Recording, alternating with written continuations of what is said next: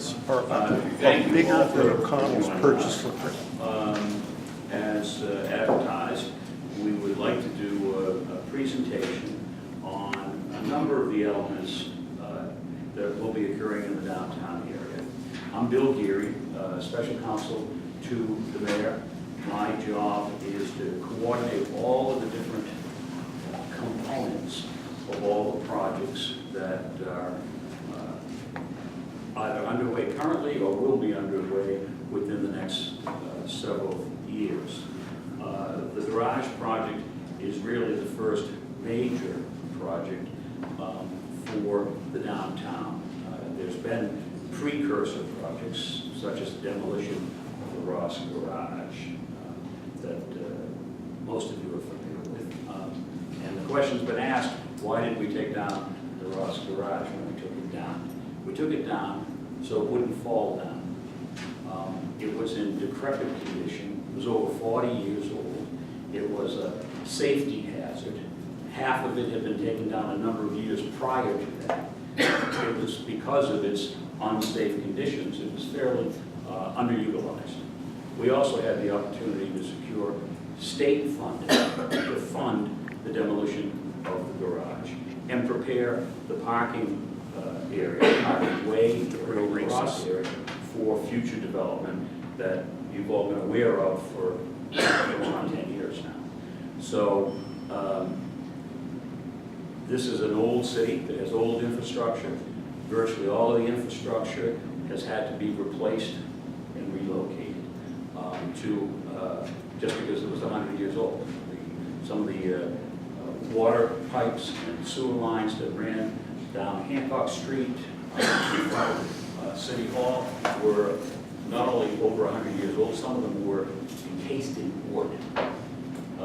And Hancock Street, for better or for worse, 100 years ago, was the main route for a variety of utilities, including gas lines, water lines, sewer lines, and of course electric lines and other utilities such as communications utilities. So that's the real hard work that's been underway that goes unappreciated because you don't see it. It's all underground, but it's necessary to do that work as a precursor to the stuff that you will see, which will be parks, roads, open space, the garage that we're going to do a presentation on. And there's various members of the city's team here this evening to make a presentation, and afterwards we'll be prepared to answer questions that you may have about particular components. So tonight's presentations will fall into several categories. One, the first one will be a presentation regarding the garage itself, a 714-car garage that's going to be built in what we know as the Hancock lot.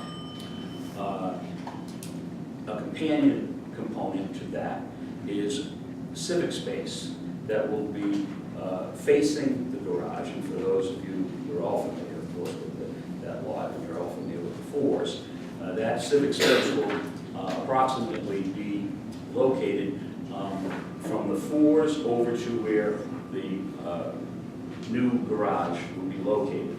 And that garage will extend out to Revere Road. And you'll see on the various slides that will be presented here, as well as some of these posters, for example, that's the view of that garage from Revere Road. And so you'll see internal photos or depictions of what the garage will look like from the inside as well as from the outside. The goal, the design goal we were attempting to achieve in designing this garage along with the civic space that will front it was not to have it look like a garage. The Ross Garage looked like a garage. And there's municipal garages all over the state that get ugly, and they become a blighting influence on the neighborhood where they're located. And that's what we wanted to avoid. We wanted to enhance the downtown area and make it a place that people are going to feel welcomed to come to and accommodate their parking needs. while they go to the restaurants, while they do business at the various business establishments in the city. So that's why when you look at this garage, we endeavored to make it look like a building. And so you'll hear more on that from our team.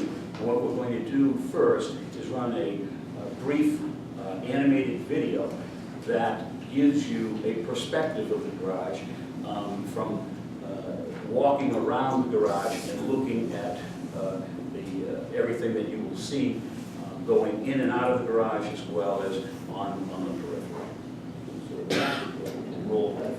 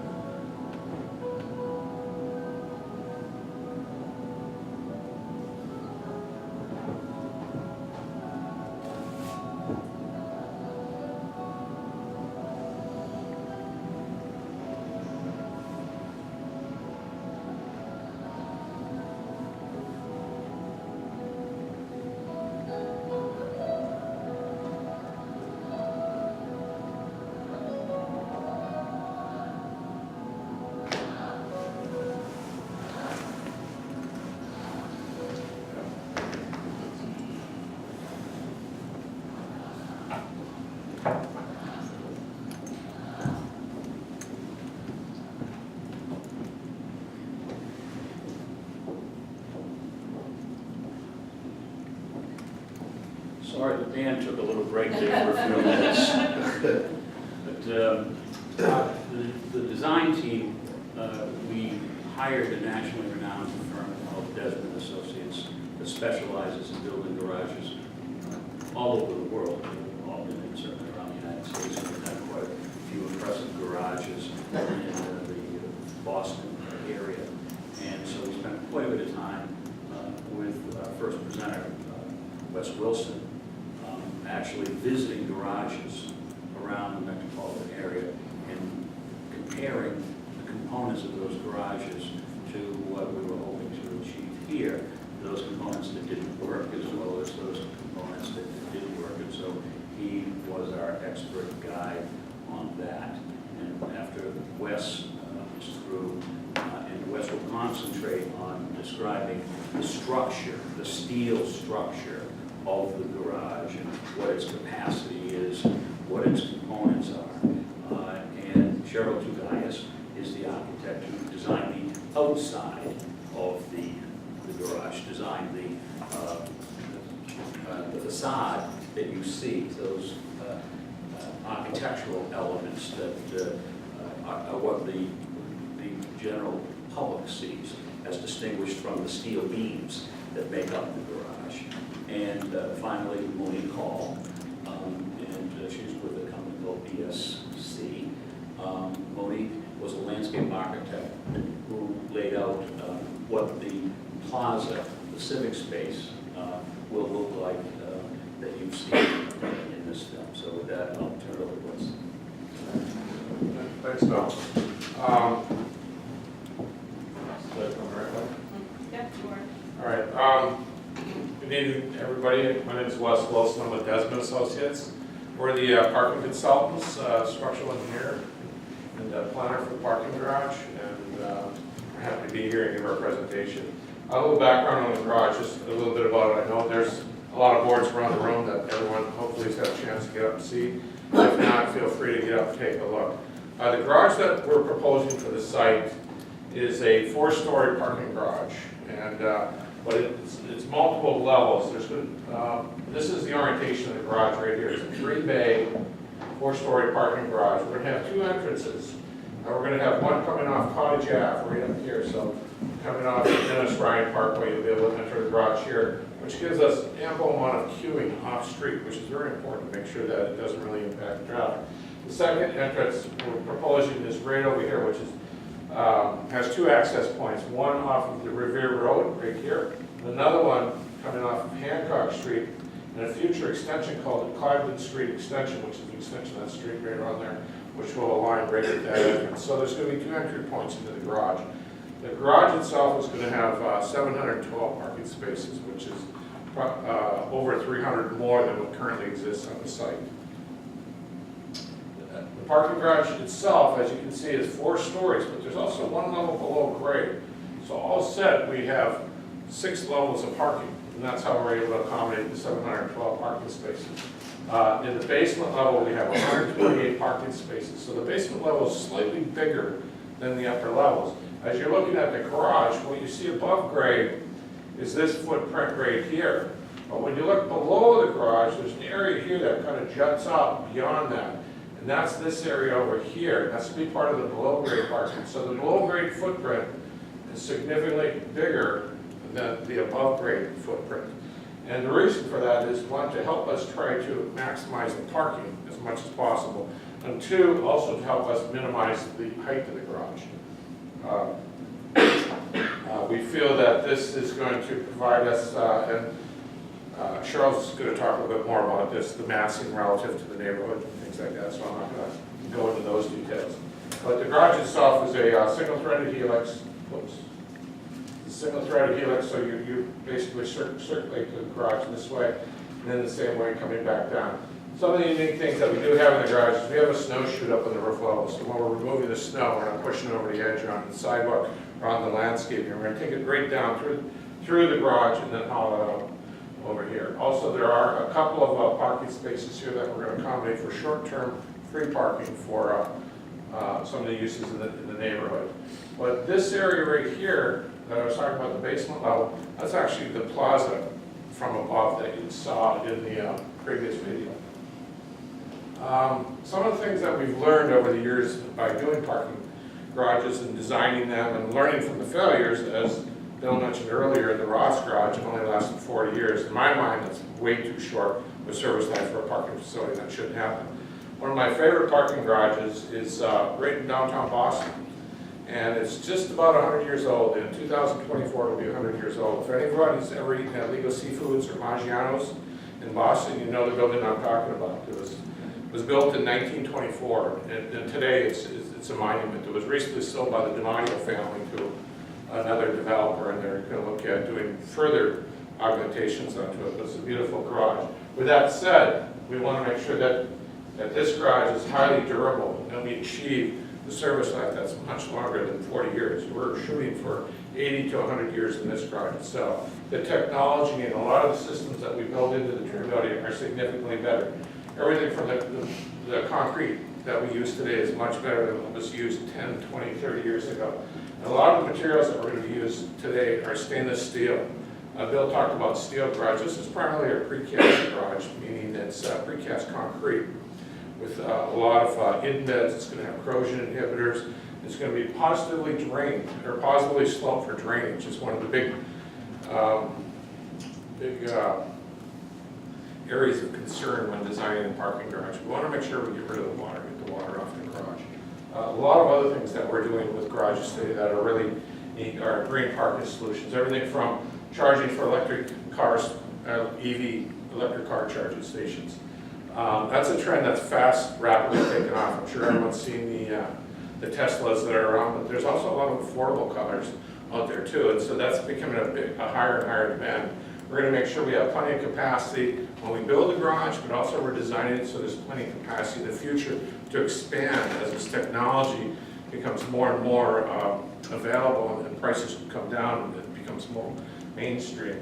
A lot of the other things that we're going to incorporate is bicycle storage. We really see this plaza area as being a kind of a center of activity, and Monique's going to talk a little bit more about that. And you know, a lot of things, daylight harvesting, working with light fixtures, things like that. Parking garages today, they have a lot of light fixtures, but with the LED technology, we can control not only the amount of energy we use, but also the spread of the light and make sure that the glare is down to a minimum. In the old days, we used to have a bulb that was like this, and no matter where you were, you could look up and you could see the glare of that bulb. Nowadays, the way the LED fixtures work is you've got a plate, and the diode is up in that plate, and it points down, so it points directly down. Unless you're standing directly underneath it, you can't see the glare. So if you're standing off in the distance and you're looking over, you can get a sense of light, but you don't get the glare that you normally see like from a metal halide or a high-pressure sodium fixture.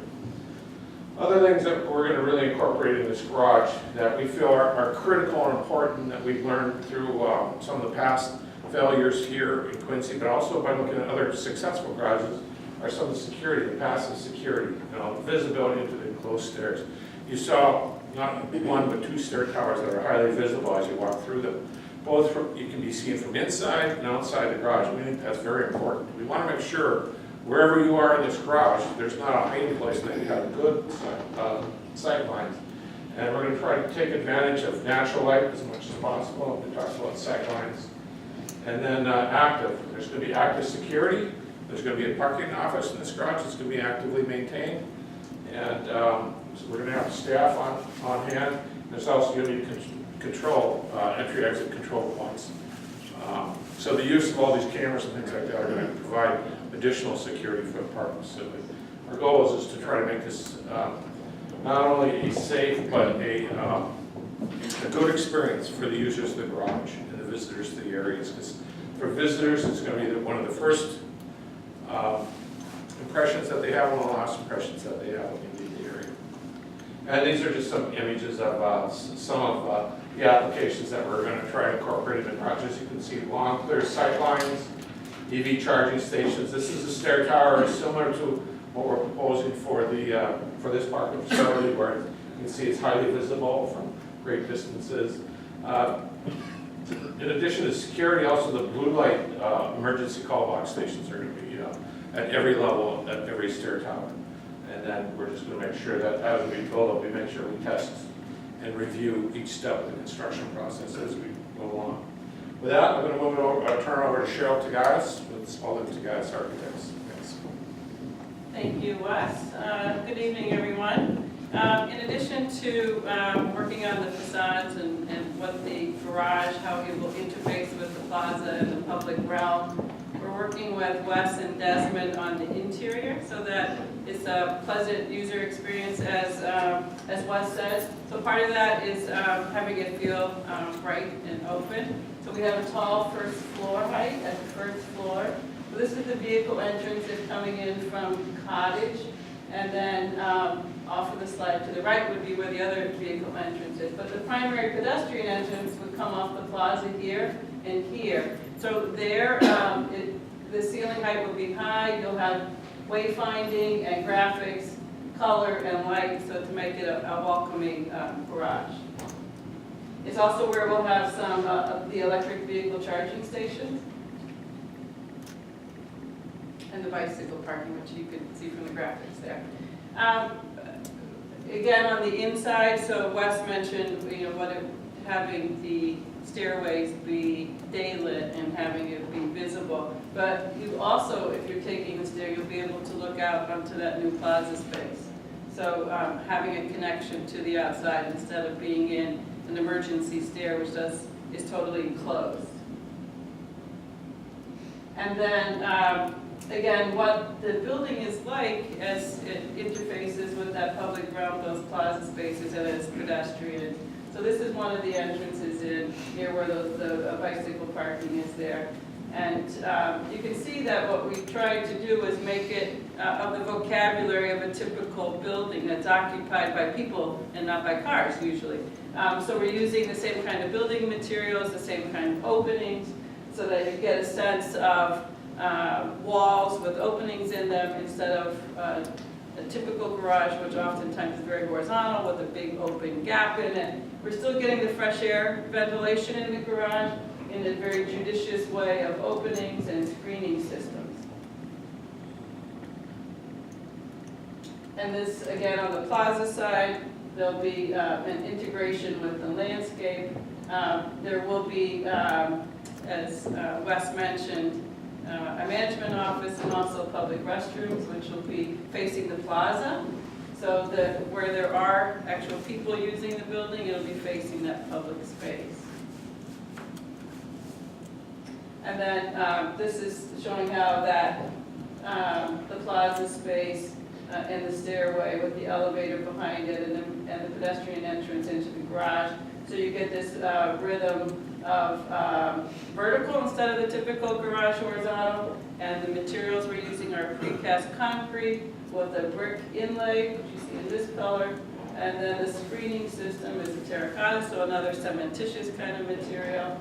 And then there's some openings here that have the proportion of windows, even though they don't actually have glass windows in them. Again, pulling back and seeing the whole facade. And then over the vehicle entrance here, which is from Cottage Ave, this will be a terracotta, kind of like an art installation. We're going to work with the patterning and the color so that you can draw attention, you draw one's eye to the entrance of the garage. And this would be, again, the entrance from Cottage Avenue with the plaza there off to the right. And then from Revere Road, a very similar, well, the building is treated in a similar fashion all around, but the two sides that don't face the plaza and don't face the street are where the ramps are. So that's where the angular part of the facade is, if we don't have to have, oops, sorry, I got ahead of myself. We don't have to see that slope ramp when we face the street or face the plaza, because these are on the flat here. So the slopes are on the side, and those are being screened by a vertical banner system. At the street level, there's going to be there's a wide enough space for adequate landscaping, which Monique can go into further, but we wanted to pay careful attention to, on each floor, this the portion of which you have a car parked there where a headlight would be screened so that you're not getting headlights poking through those openings. And then at the grade level, the landscaping will assist with that as well.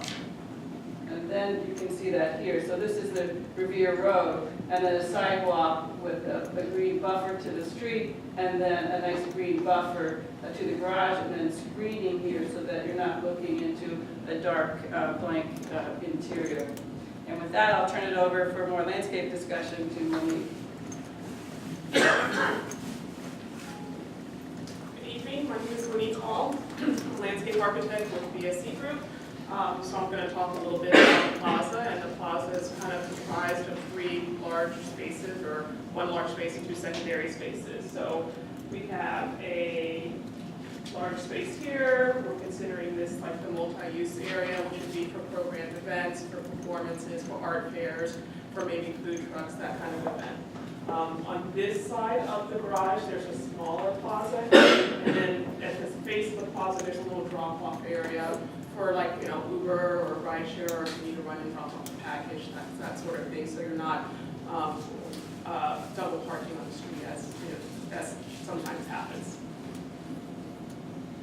This is another view of the plaza, again, the large multi-use space, and then we have a pergola, which is going to be at the center of those 2 spaces. That kind of frames up like a focal point, so no matter which direction you're coming at, then you have something that serves as a backdrop and really makes the plaza feel like it's a welcoming civic space. The pergola will also provide shelter. There will be potentially seating that could be movable. There is bench seating located throughout the plaza underneath the trees, but then, you know, as the sun moves across the plaza, then so do the shadows. So there's more opportunities to sit in a welcoming environment, whether it's spring, summer, or fall.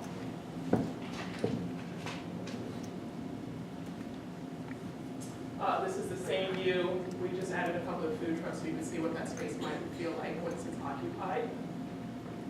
This is a close-up view of the pergola, and we tried to tie it back to the garage. We're pulling in some of the same dimensions that you see on the garage into the rafters of the pergola, so it feels like one unified civic space. There's just a couple more views from underneath the pergola with the garage in the background, and then we can see kind of the language that Cheryl had referred to with the baguettes, and that's also reflected in the pergola rafters. And then just another close-up view of what it feels like when that space is fully occupied.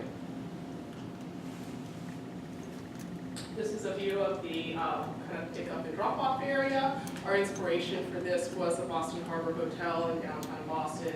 And the idea is that the plaza extends to the street edge, but it's really a pedestrian realm, and it's just kind of a temporary space where vehicles can pull in for short-term.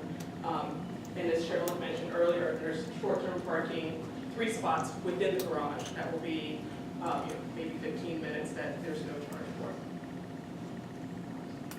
With regards to the materials on the ground plane, we're really trying to pay homage to historic Quincy and the building materials. So to that end, we're trying to use some large granite plank paving, probably in a herringbone fashion. We'll do some brick, we'll do some smaller granite sets, and we'll also do concrete. Where we do have concrete, we're going to do an exposed aggregate concrete paving in select areas, and that just has a finer grain to it. It's going to simulate kind of like a limestone or a granite fill, so it won't be like the white kind of blaring kind of sidewalk paving everywhere, although there will be some of that in some places. With regards to the site furnishings, we want this to be understood that this is a civic space, so we're going to continue the city signature site furnishings, which are the ornamental black light fixtures. We'll do wood or metal benches. We'll do the ornamental black bollards. So as you move throughout the city, you know that this is a civic space that's intended for the public, and it's not a private space. And we want this to be welcoming and inviting.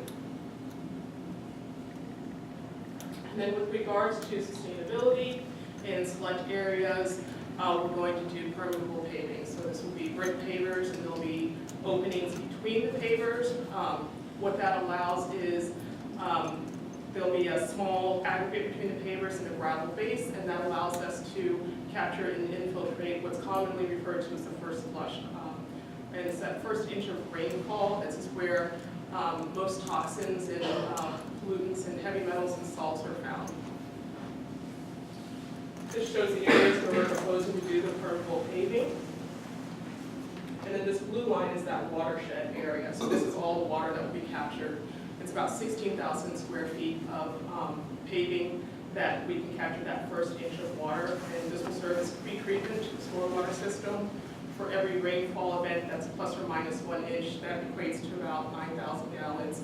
Annually, that could add up to 400,000 gallons that gets pre-treated before it heads out to our stormwater system. And this is just trying to protect the stormwater quality to the neighboring town front. And with that, I'm going to turn it back over to Bill here. Thank you very much. Thank you for all. Cheryl, and, thank you. I'd also like to make an additional point here. What we've been looking at is what will be constructed as public improvements. So the civic space is a public improvement, obviously the garage is a public improvement.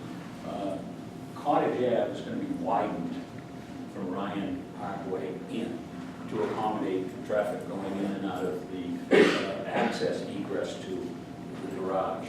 There will be a park here that is going to be constructed by O'Connell and maintained by O'Connell as a donation to the city so that it will complement this civic area here. And this plaza goes around, and one of the last slides that Monique was showing was the area where there's some parking predicated on the Boston Harbor experience. That will be on an extension to Cliveden Street. So where Hancock Street is now, where Cliveden Street comes out to Hancock Street, that street is going to be extended onto the Hancock Street, the Hancock Walk side. So in the vicinity where Payless Shoes was and where Fuji was, this is what that is going to look like. That street's going to come down. Make it do the site plan. Okay. There you go. Okay. So. It's on your left. Yep. So that's going to come down on that, and that's what it's going to look like at this point here. So going back to the front where we were, Cheryl. That same image of Monique had? The one that Monique ended on. Right here. Also, complementing that will be improvements to Cottage Ave. And this area here is an atrium that will connect for pedestrians, connect this new civic space to Hancock Street at the intersection of Cottage Ave. And this is under construction at the present moment. That will be an all-glass atrium, so that when you enter there as a pedestrian, you're walking through to the plaza and you can pay your parking ticket at a device there, and then walk across to the garage. It'll also give you access to and from the civic space, particularly when there's events going on there. And that is public space. That is going to be city-owned property, because underneath that atrium is a drainage channel that is connecting to the town brook. And that drainage channel is being reconstructed as part of this project. So it's being replaced, it's in very decrepit condition, and it's being extended all the way over so that it's one of the drainage units that are heading toward discharge in the town brook. So that kind of complements this side of the downtown area as to where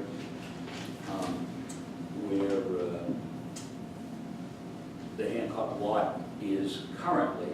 And next is a companion project that I know a number of you are concerned with, and that's the construction of a bridge from Bergen Parkway into the Ross lot area.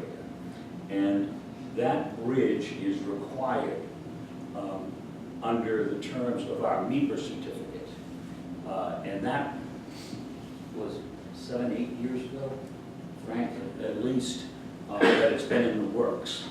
And it's like everything else, when you're trying to get state funding, you make the application for it, and when the state does its funding rounds, it determines when it's going to be ready to move forward. And it's been in design for a number of years now, and we were notified at the end of last year that they were entering into final design, and that they wanted to put it out to bid this coming spring. And it's one of those projects where if you miss that funding cycle, you miss it. And it's required for our NEPA certificate to satisfy the mandate there to facilitate traffic flow to and from the west side of the downtown area into this area, into this garage for the time being. So I'm going to introduce Frank Drummond-Trozzi, who is in charge of infrastructure for the city, and Frank will give us a little presentation on that project. I know that this meeting was to focus on the garage, but Bill mentioned that there were some people that had questions about the bridge. And are you raising your hand? You had a question about the bridge? Okay. Let's go to the next slide. That's the NEPA certificate, summary of it. The new bridge is located on the Bergen Parkway, right near the Commonwealth Building near Hancock. Next slide.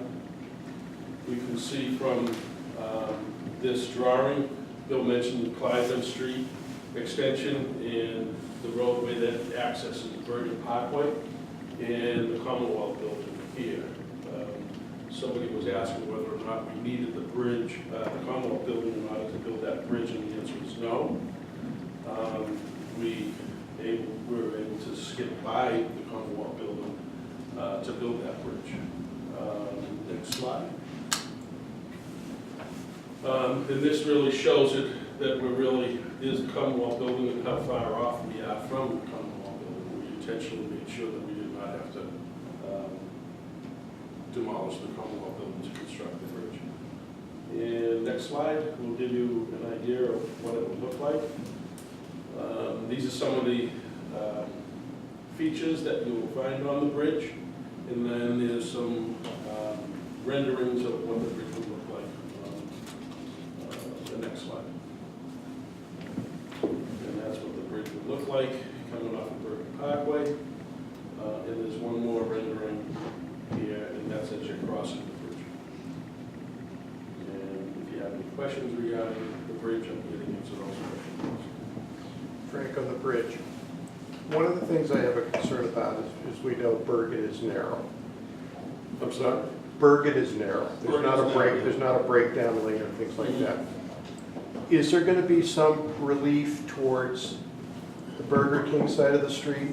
There is a little bit of widening on the Burger King side of the street. Okay, there is a little to maneuver because the way that the wall is, the retaining wall and everything is set up to the T, I'm just really nervous as to how well people coming off the bridge and coming down Bergen are going to be this. It's not going to be a blind intersection, but it's going to be a little exciting. Is it going to be? Is it going to have traffic light control, or is it going to be? No. So there is some right-of-way takings that are necessary in the Burger King side, Okay. which is in process, but no, there is no traffic signal. The bridge is intended for a right turn in and right turn out. Other questions? We're also, when we conclude the presentations, we thought what we would do is we would break into groups, and some people may have questions about particular matters that are germane to them. Others may have questions they want to pose to the architect regarding the garage, or the functionality of the garage, to our structural engineers, specific space, obviously. And our final presenter is going to be Mr. Chris Cassani. Chris is Director of the Traffic, Parking, and Lighting Department, and he's been in charge of putting together the interim parking program that has been phased in as it's being implemented, and it involves replacing or finding replacement capacity for parking that's been going to be displaced when this construction project starts, the garage construction project itself. So, so we'll all be available to answer your questions. And with that, I'll introduce Chris and ask him to do an overview of the Before you do, Bill, could I ask one question for the gentleman who was just speaking? I'm sorry. Yeah, yes, okay. You had mentioned that the Commonwealth Building will not be affected when the bridge is built. Correct. So how many feet away from the, I know it's gonna go through the parking lot of the Commonwealth Building. Right. So how many feet away will it be to the building? It's several feet. I mean, I'd have to look at it on the scale drawing to measure it off. So will the construction be able to be performed while the tenants are actually still in the Yes, building? the answer is yes, yes. That's interesting, because we've been told different. Right, I have a question as well. Is there anyone here from Fox Rock? No. Okay, I'm in that building as well, and Fox Rock sent me a letter, an email, and it states that we have to be out by August because that's the date the city and state are giving us for the bridge work, which requires demolition of the building. That's dated March 22nd. I met with them 2 days ago. They said the same exact thing. Yeah. The city and state said the building has to come down in order to do the bridge work. And we So know what that you're Fox saying Rock is is one of the different. city's contractors and developers.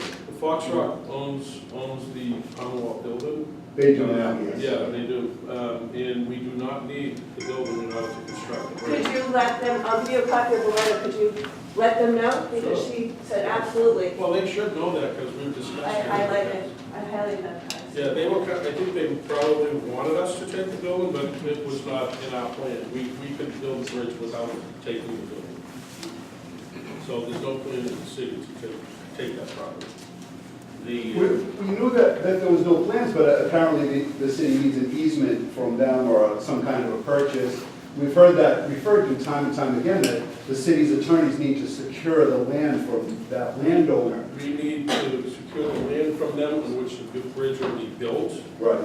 which is beside the Commonwealth building, as well as the parking area to the left side of the bridge, if you're looking at it from this view, Right. where they will use it for some construction staging. And that's it. Yeah, and so it's a portion of the parking lot that's adjacent to the restaurant, and there will still be a portion of that parking lot that remains. Is it about half, 50% of that parking lot? About that. Yeah, about that. But no portion of the building. We also, Frank also planned to do the construction staging from the south side, so that's an easement. You know, we utilize a portion of that remaining parking lot to stage the construction. Now, there will be construction impacts for the general vicinity and certainly for people who utilize the building. And as for parking, one of the things that we're going to look at is providing replacement parking as best we can in the Ross Lot area. We've actually made arrangements for a number of the current parkers to be parking elsewhere. And you may notice that Yes. Well, they just closed the lot to all of our customers, so of course we know that. Yeah, that all just became for monthly parkers, and our customers use that lot, and now they can't, so, yes, sir, we know this. Yeah. But they can use the other end. But it's always full now. There's always no way to find it. Well, I'd be happy to talk about these. I just want to make sure that, so part of the parking lot will be taken. Yes. You will use the other part of the parking lot that's left for staging. Yes. So the construction part will not make it dangerous to be in that building. No. Okay? Yeah, we're just trying We've to just get the been told answers. totally different things, not only from Fox Rock, but from representatives of the city for the longest time. We've been told that it's not. There was a time, I would say probably a year ago, Okay, where the bridge was shifted closer to the Commonwealth building, and there was a need to take the Commonwealth, take a little piece of it. yeah. But we were able to engineer a solution to shift the bridge further south to avoid that. Okay. So that's what we did. Okay. Okay. So, I'd be happy to get going on the interim parking plan. So a few of the basic components of the interim parking plan. We have the Ross lot, as you know it, which now has about 250 spaces in the north end of the Ross lot. So that's the part between the booth and Stop and Shop. We have the south end of the Ross lot, which has approximately 80 spaces in it. Across the street from the south end of the Ross lot, we have we call it the Hennon parking lot, which has about 102 spaces in it. And the reason why we have an interim parking plan at all is obviously because we're losing the 250, give or take, spaces that are currently in the Hancock lot. And in order to accommodate all of the various needs that we have in Quincy Center, so that includes folks who have work in the various businesses in the downtown, and obviously the clientele who visit these businesses, we have different needs at different times of the day, and what we have work to do is to provide an adequate level of service for everybody at all those different parts of the day. So we are on Monday, this coming Monday, about 125 spaces over in the Hancock lot are going to come offline. That will be the condition for about 3 months until we arrive at July, at which time the entirety of the Hancock lot will be a very, very active construction site. So what we have done in order to try to accommodate these needs is to try to remove as many cars as we could from the downtown to satellite lots. We achieved that by obtaining about 120 spaces over at the neighborhood club and providing a shuttle service to bring cars from the neighborhood club over to Stop and Shop. We have found a number of satellite lots in and around the downtown that have allowed us to bring, give or take 60 spaces away from current demand in the downtown. So these are walking distance parking lots that people are able to use on a monthly basis. And we've secured a valet service to operate the southern end of the Ross lot to ensure that we can park as many cars as possible. So I said there's about 80 spaces, but with the valet service that we have, we can get potentially more than 125 cars in there, managing the demand as appropriate so that everyone can get in and out as they see fit. The valet service is free of charge. The hourly rates for parking remain the same.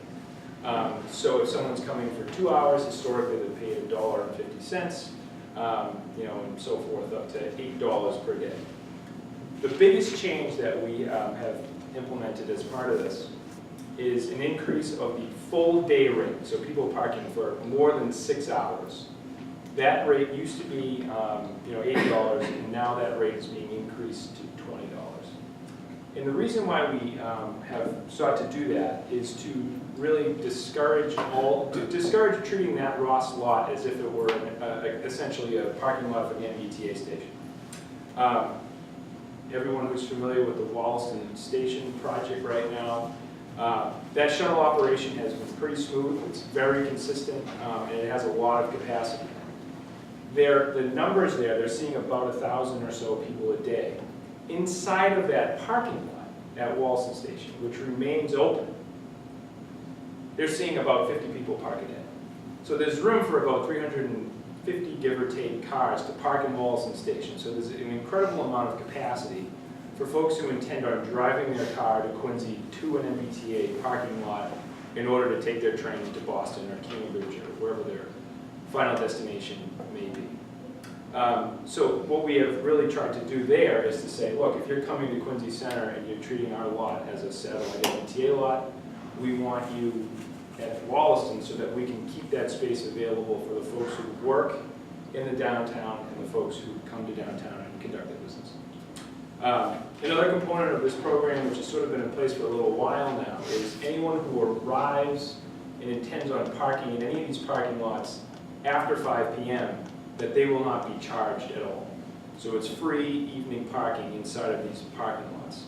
That includes the lots that are dedicated to monthly parkers, and it also includes the south end of that Ross lot. So really what we have now, I would say, and it's interesting to watch this play out over the first 3 days of the program, but we have yet to really hit any level of saturation in the south end of the Ross lot. And obviously, if you're down there, you have seen that we haven't saturated the monthly lots either. Where in the Hancock lot, which right now is sort of just, it's free parking this week only, and the next week it'll change to 2-hour parking, that lot has had excess capacity in it as well. So the various moves that we have made to sort of prevent people from being able to use it as an MBTA lot, and the moves we've made to bring some of these cars out of Quincy Center, I would say the early signs are that it's been pretty positive to be able to ensure that folks who want to go to your businesses are able to do that. Because if you recall what last week was like in the Ross lot and the other lots, congestion is sort of putting it mildly. By 10 or so, it was very, very difficult for anyone, whether they have a monthly pass or not, to find a parking space in those parking lots.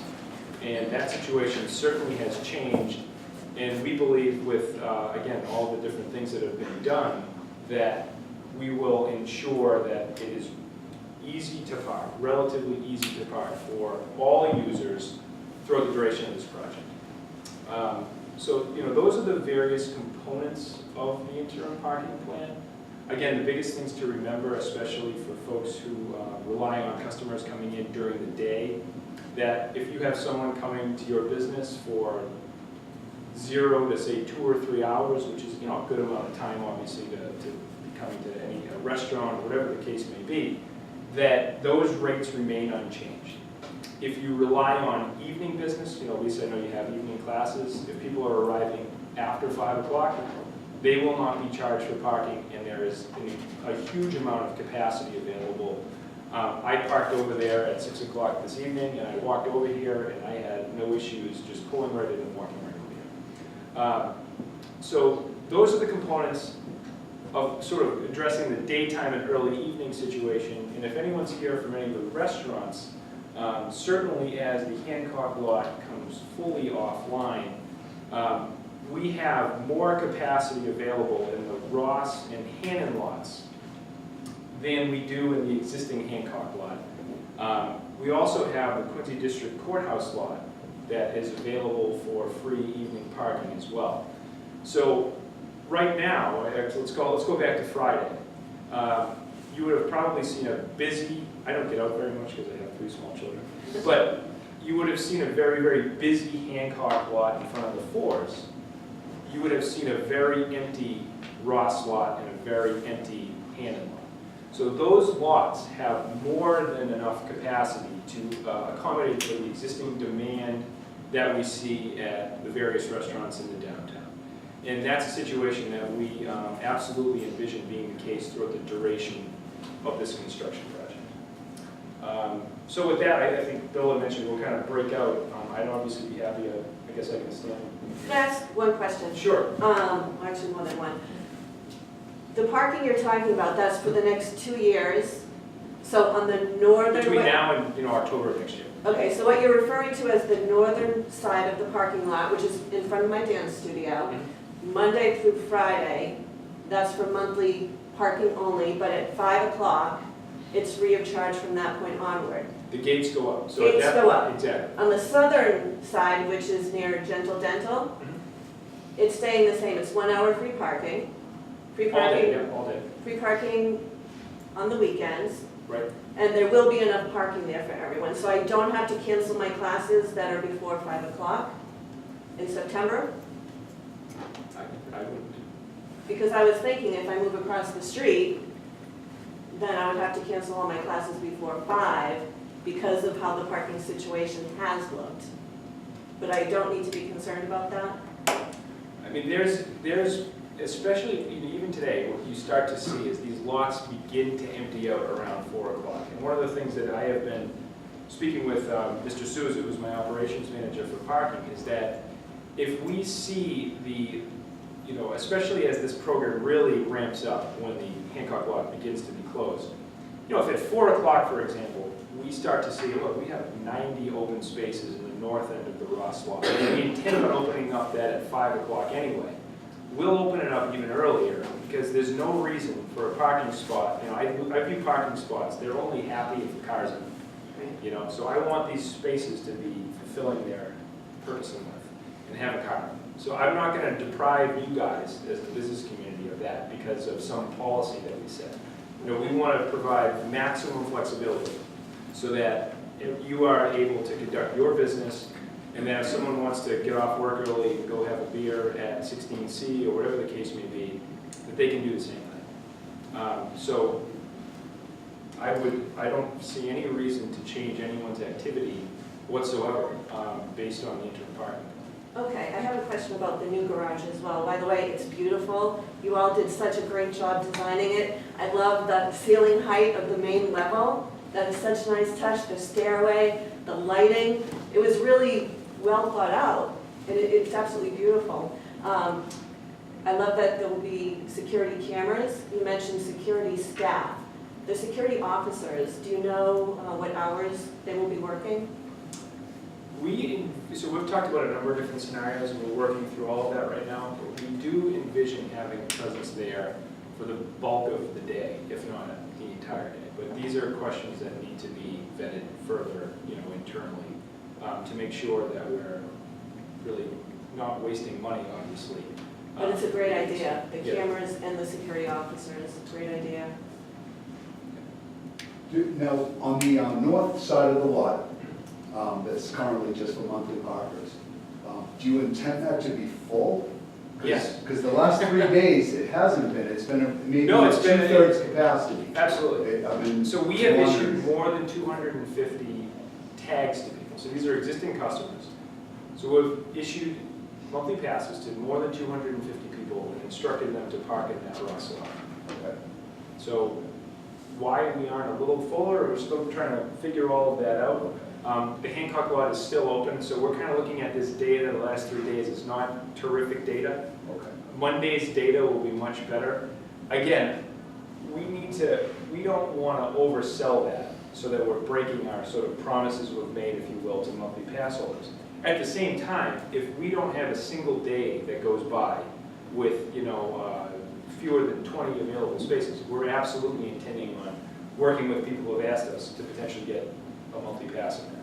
Because again, there's no point in having 20 open spaces unused, no point whatsoever. I have a couple quick ones about the other lots. When you say the Hannon Parkway lot, are you referring to the Messina property? Exactly. Okay. Yeah. How long does the city plan to keep that property, as far as That's you a know? question perhaps better answered by someone else here. Okay. I don't know the full time. Is that for the foreseeable future going to stay a parking lot, or is that? Well, it could, when you say the foreseeable future, Steve, it could be a year. Okay, But there are development plans for that lot, okay, which in the general gestation of development plans could take a year and a half, 2 years. And for so long as it's not being used for that purpose, it will be used for parking purposes. okay. And those gates on the Ross side, we've been putting those up for quite a while, correct, at night? Oh, yeah, Yeah, I mean, so there's been free parking there at night, and just as Chris mentioned, when I go to any of the restaurants, 16C or Alba's, I always park in the Ross lot because it's empty. Matter of fact, I don't even park in the lot, I park on the street. I park on Ross Way, and I walk through the passageway, and it's been, illuminated, so it's not as scary as it used to be. And I find it very convenient. I find it more convenient than parking in the Hancock lot. And also, the courthouse lot has been open at night for a year and a half, and it's free. And until we began to, as we had promised, we were going to phase in the reduction in parking only as necessary to further the work that we were doing, most of it the infrastructure work. The courthouse lot began to get more utilized than it had been.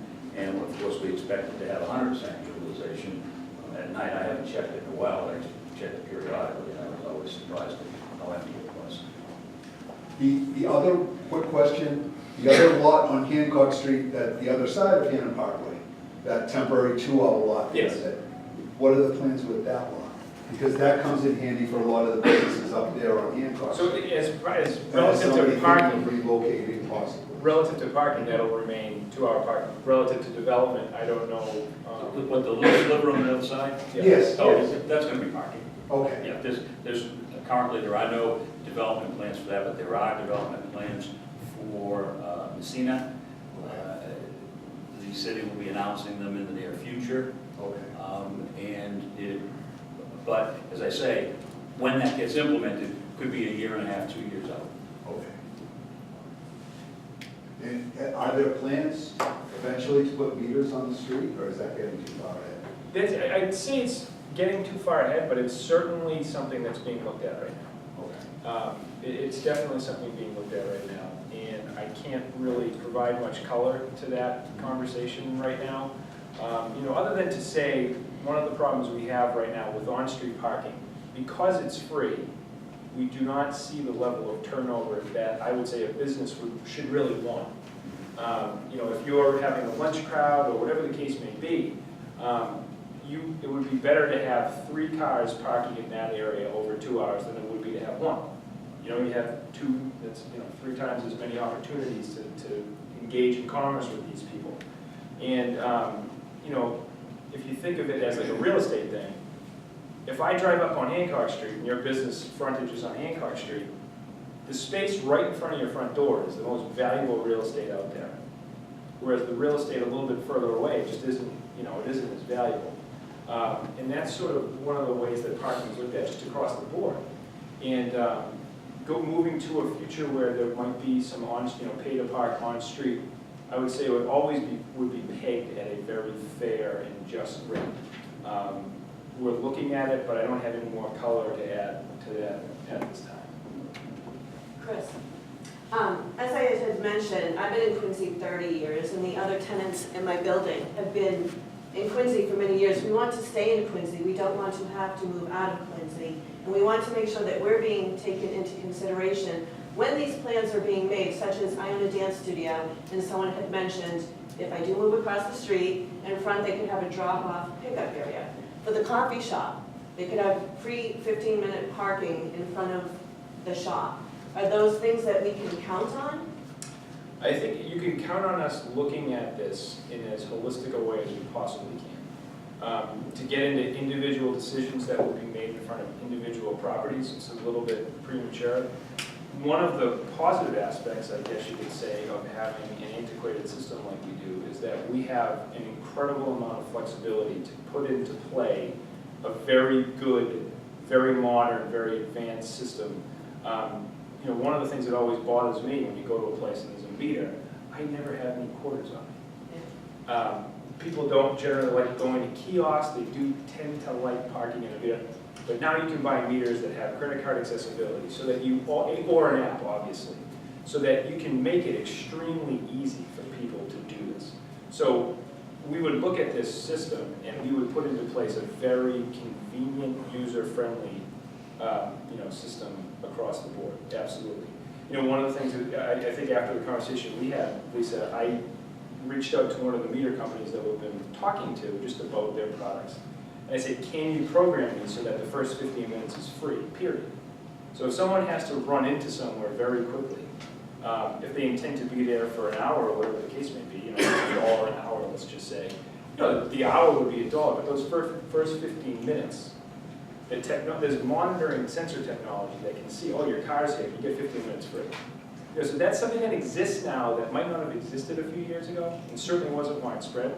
So if that's something that would be helpful and beneficial to the business community, I think we would be foolish not to adopt it. To add to what Chris said, a lot of this needs to be worked out in terms of what the new technologies are. The city, the mayor particularly, has resisted the implementation of paid parking on the street to try to maximize churn in the 2 hours and through enforcement for those who we can see or determine are parking in locations and they go into the T station. And I would say that one of the statistics that Chris and his team were monitoring was the statistic as to how many people stay for more than 6 hours. And I wouldn't be surprised if some of the displacement that we're seeing are those people, because they're not going to be able to do it anymore for $8. So, and likewise, that's the same consideration we need to apply, as Chris quite eloquently explained, for curbside parking for the businesses. As to special issues, and you mentioned the coffee shop, and this is before Chris joined the team, the issue of the coffee shop came to my attention as to the type of business they have. Incidentally, it includes my two daughters. So when I would be driving them to school, they'd want to stop in and get coffee. And so they asked us if we, when we were rebuilding that portion of the road, if we could have a pull-out area. And I actually went down there with our engineering firm, Woodard and Curran, to make sure that we maintained that. And I think it's actually a 30-minute zone for that area, so that to allow their people, their customers to pull in and out. And of course, gone to Steve's place for years, and quite candidly, I never parked in the lot. I always parked on the street. And maybe it's because I went on Saturday mornings. Maybe that was, we know that that's not as congested as it is on weekday mornings. But certainly, we'll make every effort that's possible to try to accommodate these circumstances and work with the merchants downtown. Many of you know Tom Russo, who's also with Woodard and Curran. He has spent a fair amount of time over the course of my tenure in the last 2 years that I've been here, working with a lot of the merchants to try to ease the construction pain that is inevitable when you're doing as much reconstruction as the city's been doing over the course of the last 2 years. I know we all pray for it to be over, but we've got some more of it to go, and we believe the end result will be a very positive one for the people of the city and hopefully for the merchants of the city. Chris, a simple question for Monique, and a little bit more complicated for Frank. Monique, ballpark, how big is the plaza in front of the floors from basically the access road off of Coddington to the pergola? I'm kind of spitballing that as about 100 by 200. It's about, so the large space is about 5,000 square feet. If you added the pergola and the space beyond the pergola, you've got about 7,000 square feet, not counting the aisles. The width, the whole width of from the road to the garage, to the back of Fours, to the back of the Nova Suites building. I'm guessing that rectangle at about 100 by 200, is that? Or am I a little big?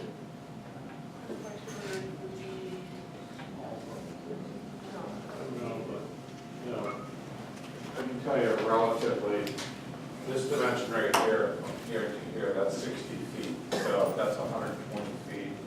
That would be all the way across and be 240, 180 story.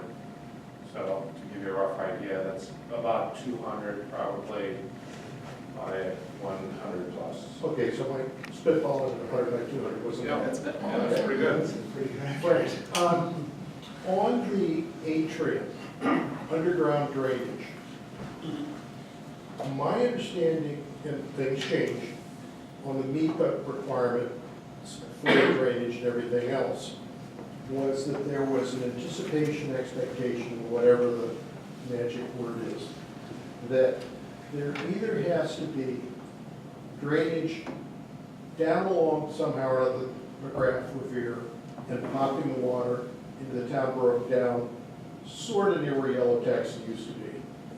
Or there has to be, if it's gonna, they're gonna pop it across and into the town brook near where the new daylighted area is, that there has to be work down, there has to be some substantial improvement on flow capacity down toward Bigelow. Is that understanding still operative, or has it changed, or what are we doing? So,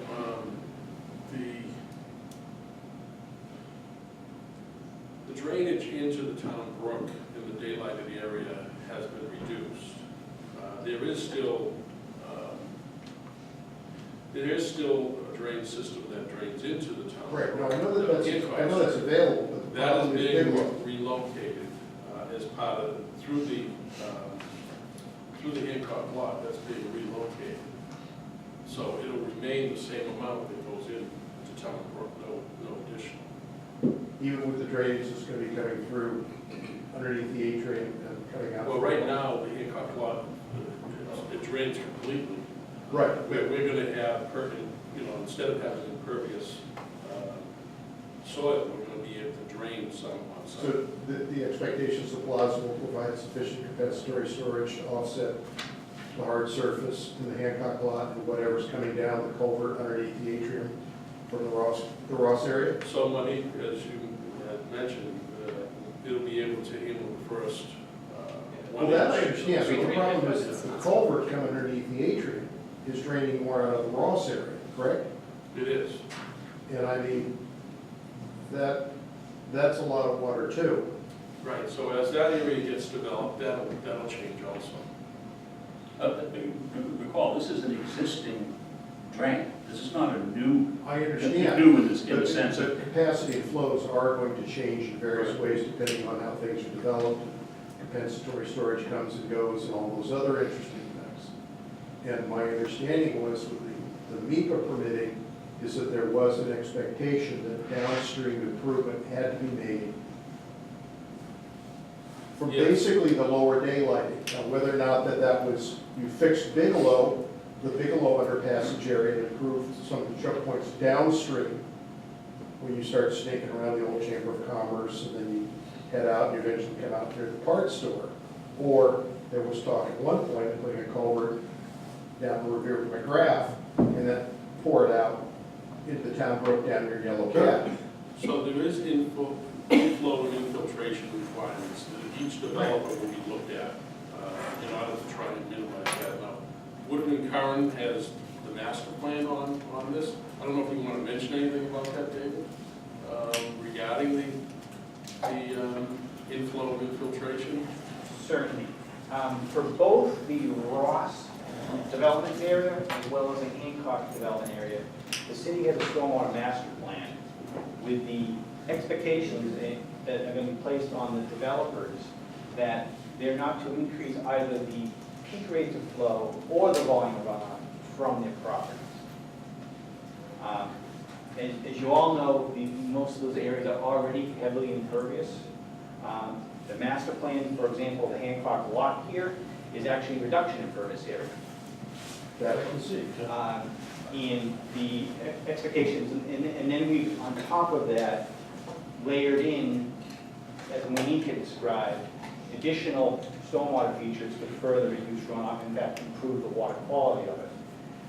In addition to that, the NEPA certificate also required the city to divert some of the flow as far upstream into the relocated town brook. That was primarily to increase the volume of water and the quality of the volume of water. Then you're opening up a different problem, and that is maintaining the flow through the brook during non-storm events so that you have adequate flow to deal with the snow spawning area. Because that brook has had problems maintaining flow rate. Another thing, so that there are a lot of moving parts and variables here. Absolutely. And what you're telling me is that key among what all of you are saying is the previous expectation that something has to be done downstream of the brook from the daylighted area is not going to be necessary. Previous expectations be putting a culvert down McGrath or fixing the town downstream of Bigelow are no longer necessary. That's correct. Okay, somebody could have said that early on. But the problem still is that there is a flow problem coming through the daylighted areas of the brook that do affect flow rates and what was required, like this bass fishers and everything else to deal with the spawning. Now, you can control things upstream at the weir, and there was talk of fixing that, but there's still my understanding that it's, well, there are still some lingering issues that hasn't. To that point, the city pursued and obtained a grant from MassWorks that will be realigning some of the drainage in the upper portions of Ross area to go to the upper portions of Town Brook this spring. So there's a construction project that's going to be underway within weeks that will redirect some of that flow as requested in the NEPA certificate to address the low flow condition of the Town Brook.